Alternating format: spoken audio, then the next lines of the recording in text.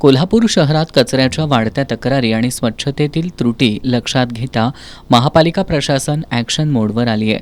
आज सकाळी आयुक्त डॉक्टर राजेंद्र भारुड यांच्या अध्यक्षतेखाली सर्व आरोग्य निरीक्षक आणि मुकादमांची स्थायी समिती सभागृहात आढावा बैठक आयोजित करण्यात आली होती. या बैठकीत शहरातील विविध प्रभागांमध्ये कचरा साचत असल्याच्या तक्रारी गांभीर्यानं घेण्यात आल्या. ज्या भागात स्वच्छतेचा अभाव दिसून येईल त्या प्रभागातील संबंधित आरोग्य निरीक्षक आणि मुकादमांवर जबाबदारी निश्चित करून थेट कारवाई केली जाईल असा इशारा आयुक्तांनी दिला. आरोग्य निरीक्षकांनी केवळ कार्यालयीन कामापुरते मर्यादित न राहता प्रत्यक्ष क्षेत्रात जाऊन कामाची पाहणी करावी, नागरिकांशी संवाद साधावा आणि समस्या तातडीनं सोडवाव्यात असे निर्देश देण्यात आले.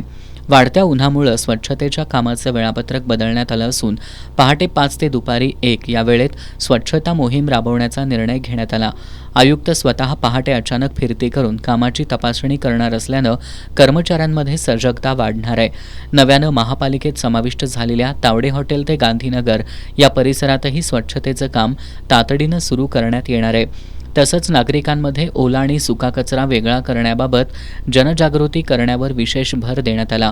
घरगुती कचरा संकलनासाठी वापरण्यात येणाऱ्या QR कोड स्कॅनिंगचे प्रमाण सध्या 57% असून ते 80% वाढवण्याचं लक्ष्य ठेवण्यात आलंय. या संदर्भातील अडचणी दूर करून अहवाल सादर करण्याचे आदेश संबंधित अधिकाऱ्यांना देण्यात आले. दरम्यान येत्या मे महिन्यात होणाऱ्या स्वच्छ सर्वेक्षणमध्ये कोल्हापूर शहरानं पहिल्या 3 क्रमांकात स्थान मिळवावं यासाठी सर्व विभागांनी समन्वयानं काम करण्याचं आवाहन करण्यात आलंय. कामात कसूर करणाऱ्यांवर कारवाई होईल.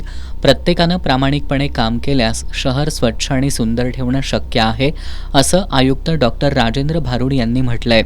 बैठकीला अतिरिक्त आयुक्त रविकांत अडसूळ, उपायुक्त परितोष कंकाळ, सहाय्यक आयुक्त विजय पाटील, मुख्य आरोग्य निरीक्षक जयवंत पवार तसंच सर्व विभागीय आरोग्य निरीक्षक आणि मुकादम उपस्थित होते.